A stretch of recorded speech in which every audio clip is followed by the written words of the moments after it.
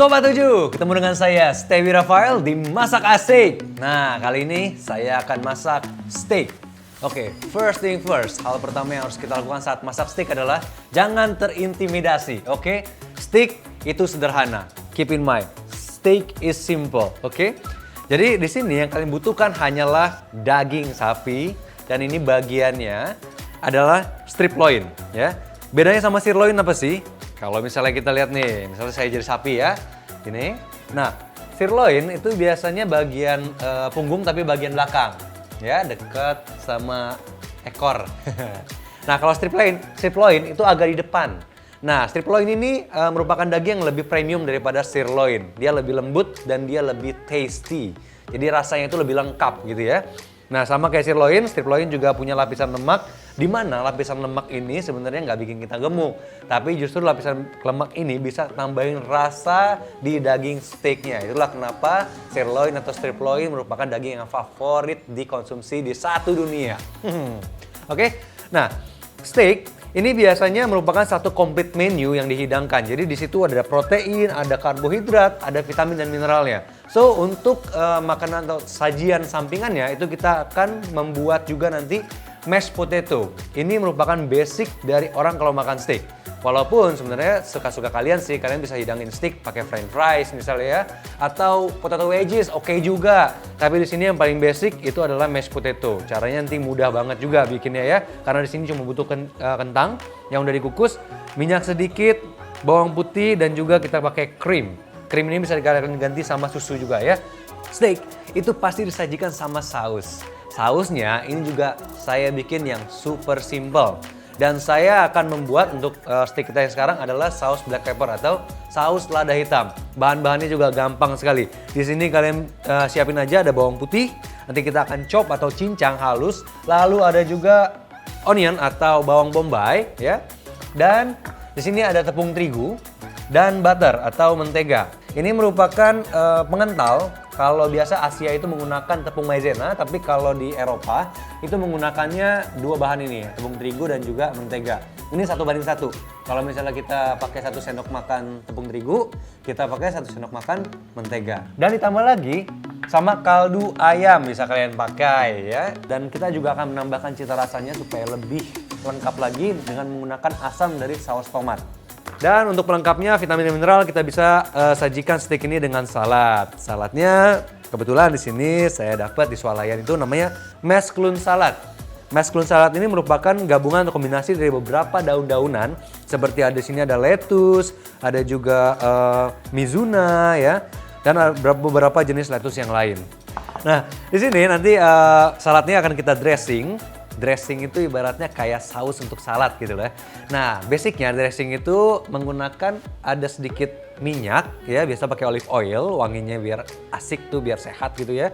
Lalu ditambah sama sedikit garam dan lada dan harus ada acidnya atau asamnya. Asamnya biasa itu menggunakan sari jeruk lemon atau sari jeruk nipis. Nah, kalau untuk rosemary dan juga tomato cherry di sini sebagai garnish dan juga untuk rosemary kita bisa infuse untuk supaya dagingnya ini lebih flavornya itu lebih kompleks gitu loh. Nggak cuma daging dipanggang doang.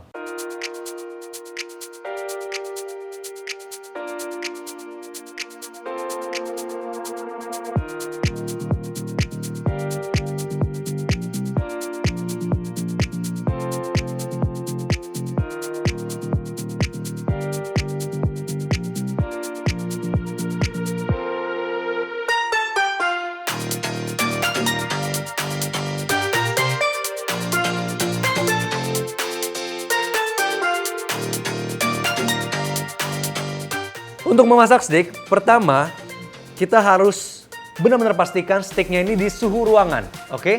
Di suhu ruangan, jangan dingin-dingin langsung dipanggang. Nanti akhirnya yang luarnya dia udah mateng, dalamnya masih mentah.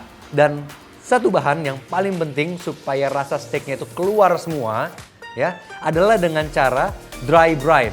Wah, apa itu dry brine? Dry brine adalah mengeluarkan moisturizer atau moisture atau kelembaban daging dari dagingnya sendiri, lalu nanti diserap kembali ke dalam.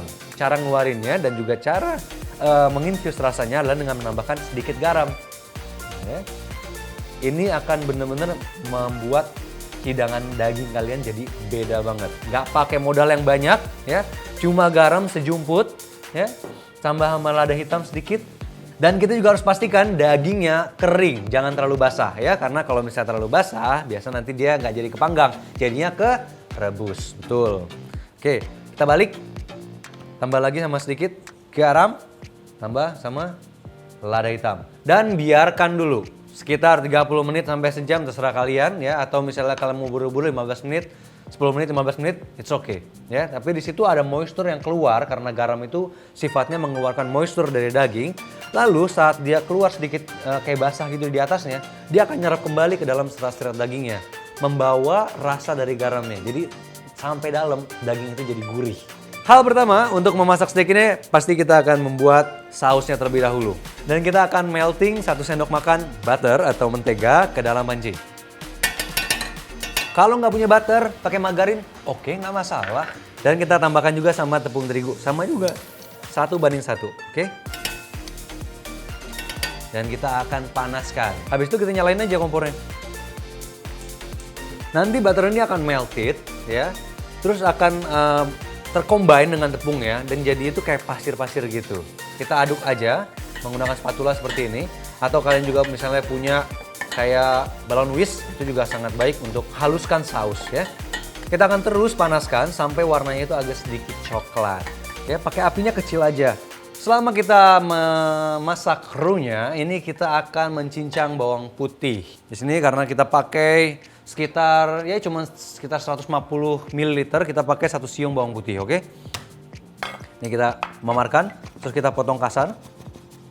Kalau mau tambah flavor lagi, kalian bisa tambahkan sama bawang bombay sedikit, ya.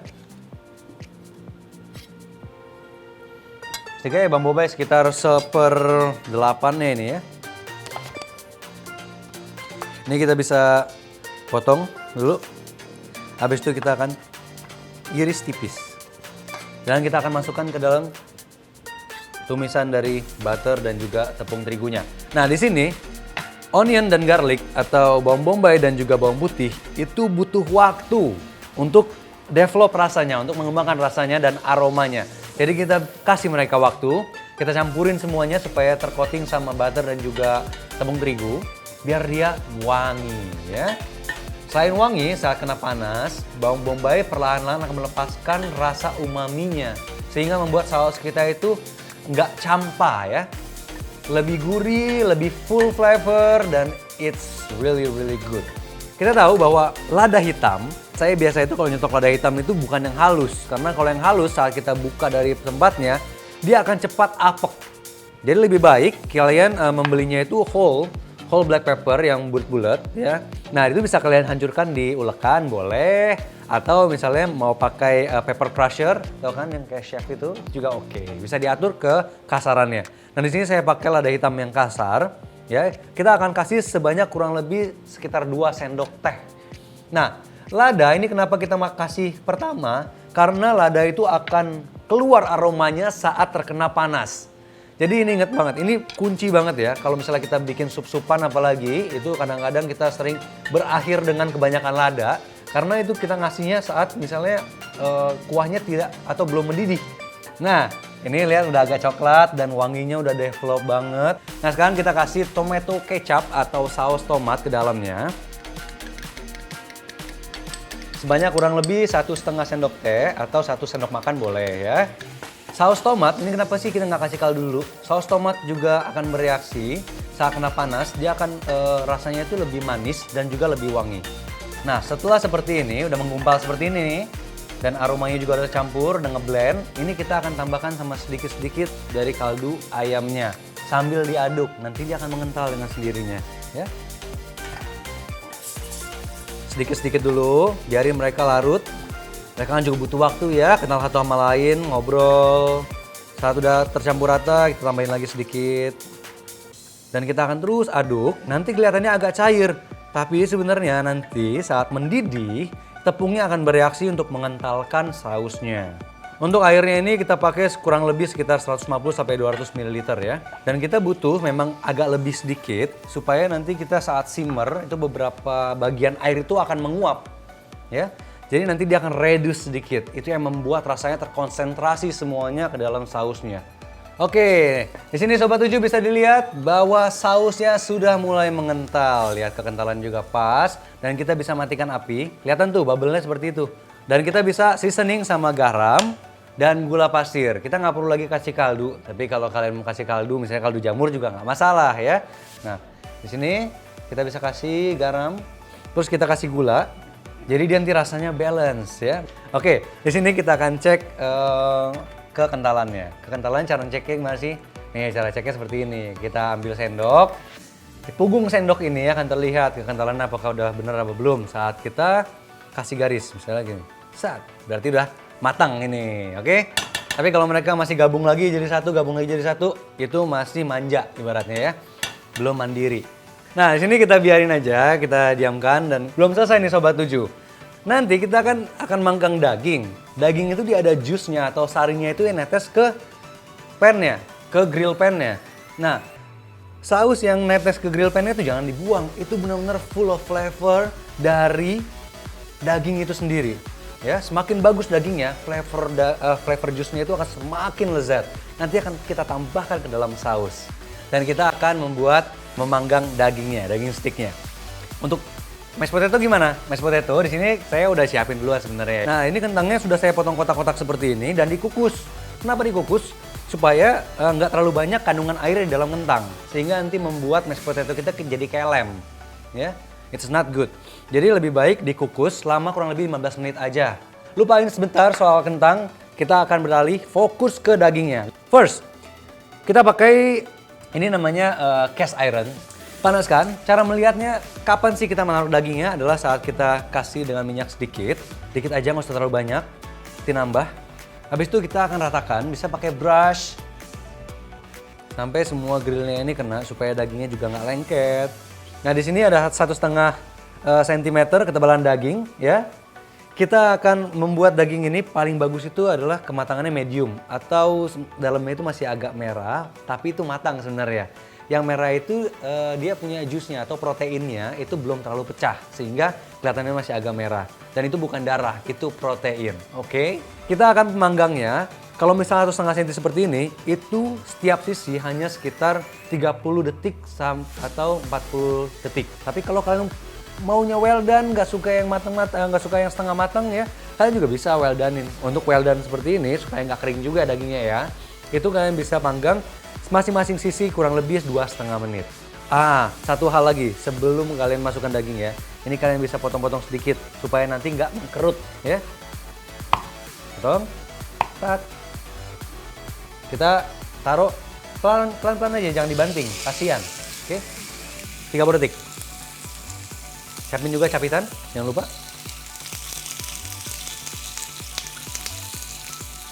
Angkat, kita mau kasih corak crisscross ke arah sebaliknya. 30 detik lagi. Sekarang kita balik.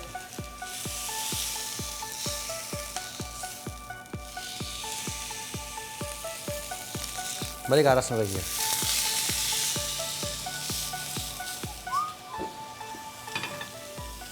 Setelah itu, kita akan render fatnya dengan cara seperti ini ya.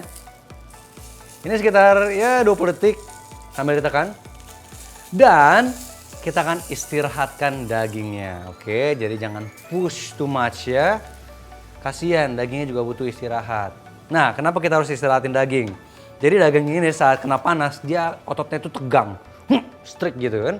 Jadi dia sari-sarinya itu ngumpul semua di tengah.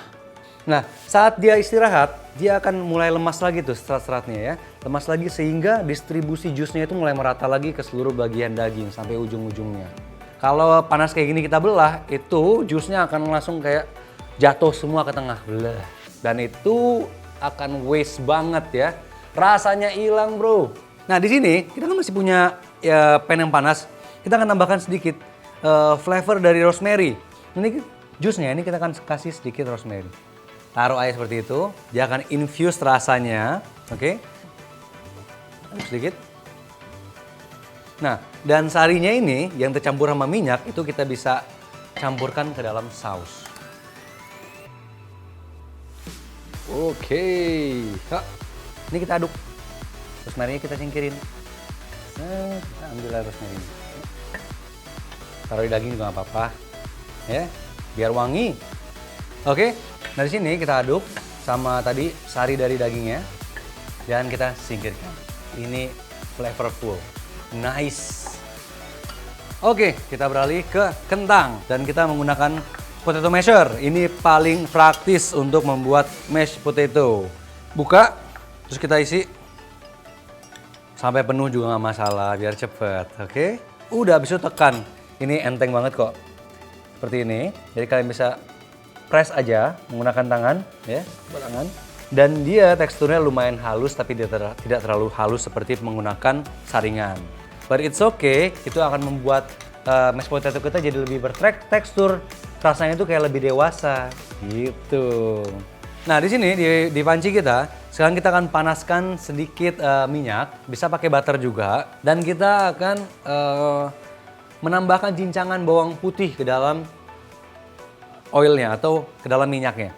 Ini kita bisa cincang halus, caranya kalian bisa potong tanpa putus ya. Habis itu kita bisa cincang dan saat minyaknya panas, ini akan kita masukkan langsung ke dalam panci. Biarin dia wanginya keluar sedikit, baru nanti kita akan kasih sama krim ya. Nah di sini saya juga punya black pepper juga bisa kita kasih sedikit. Aduk aja. Nah, saat dia udah wangi, keluar kita bisa tambahkan sama krim. Krimnya bisa kalian ganti sama susu UHT atau bisa pakai susu evaporasi. Kita bisa kasih ini sebanyak kurang lebih 30-50 ml. Dia akan menguap sedikit dan kita bisa masukkan kentangnya. Kita kasih garam jangan lupa, ya. Habis itu kita akan aduk. Nah, aduknya kita harus benar-benar scrap bagian bawahnya. Makanya saya pakai spatula yang rata seperti ini ya. Nah, habis aduk kayak gini, habis sudah kayak gini kan dia masih agak terpisah sedikit tuh. Kita akan kasih sedikit udara, caranya gini. Dan dia teksturnya agak lebih menyatu. Oke. Dan terakhir kita matikan apinya. Kita kasih sama sedikit bubuk biji pala. Bubuk biji pala ini akan membuat kita itu nggak mudah enek. Oke. Aduk sedikit lagi. Udah deh, sekarang saatnya untuk membuat salad. Kita akan mengolah salad. Kita butuh mixing bowl sedikit dan di sini sudah ada madu. Kita pakai sekitar 1 sendok teh madu. Kita akan campur sama sedikit minyak. Saya pakainya di sini canola oil, tapi kalian juga bisa pakai olive oil ya, yang extra virgin. Oke. Kasih sedikit aja, kalau kebanyakan minyak nanti dia daunnya akan cepat layu. Dan di sini kita akan kasih sama sekitar 1,5 sendok teh sari jeruk lemon, oke? Garam, sedikit lada hitam, masuk, dan kita akan kasih cincangan bawang putih. Dan bawang putih ini juga bisa mengandung enzim yang bisa menetralisir zat-zat karsinogen. Jadi kalau kita makan bakar-bakaran, lebih baik kalian banyakin bawang putihnya. Atau makan yang banyak berlemak, banyakin bawang putihnya supaya kalian nggak kolesterol, kalian nggak stroke atau darah tinggi ya, atau kanker, itu paling bahaya. Iris, dan ini harus halus banget. Dalam bawang putih ini ada mengandung glutamat alami, tapi ya bukan monosodium glutamat. Jadi ini akan membuat rasanya itu juga jadi lebih gurih. Kita aduk dulu, semuanya harus campur rata. Ratain dulu, setengahnya sampai garamnya tercampur rata sama madu dan juga lemon juice, oke? Dan kita bisa masukkan mushroom salad. Bum bum bum bum. Aduk cepat, langsung sajikan.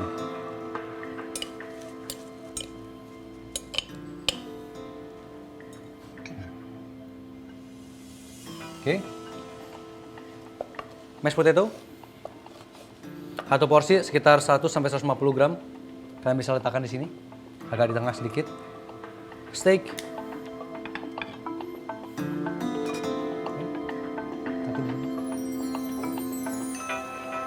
Sekarang kita akan tuang sama saus black pepper.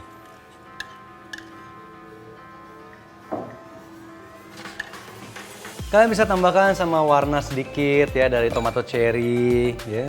Ini untuk mempercantik. Tidak ada kontras warna di dalam satu plate ya. Lalu kalian bisa tambahkan juga sama alfalfa. Alfalfa ini sejenis toge, tapi ini sering dijadikan garnish karena ini bagus banget.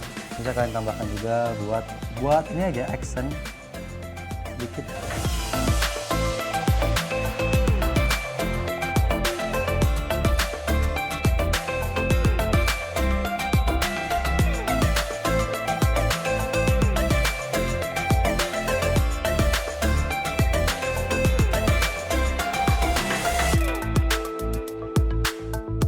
This is what I like with my profession. Jadi ini yang saya suka di profesi saya. Habis masak, makan. Kita cobain yuk. Kita potong. Look at that. Masih merah jambu dalamnya dan ini stage-nya medium. Ini merupakan tingkat kematangan steak yang paling disukai. Kita bisa tambahkan sama mashed potato, ya, di atas. Bon appetit.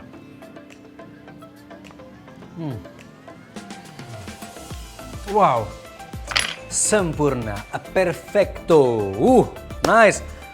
Pokoknya akan selalu ingat untuk saksikan episode-episode berikutnya dari Masak Asik karena banyak banget resep-resep yang bisa kalian coba dan itu enak-enak semua, saya yang jamin. Dan saksikan juga video-videonya tuh di 3 platformnya official Trans7. Ada di Instagram, Facebook, dan juga YouTube. Supaya kalian semua nggak ketinggalan. Alright? Dan jangan lupa like and subscribe, komen, request kalau bisa. Dan ingat, selalu ikuti protokol kesehatan, oke? Ada 5M tuh sekarang. Memakai masker, ya kan? Menghindari kerumunan, mencuci tangan, mengurangi mobilitas, dan juga yang pasti menjaga jarak. Saya Chef Tevi Rafael, kita ketemu lagi ya di episode berikutnya. Masak Asik, Sobat 7 paling asik. Bye!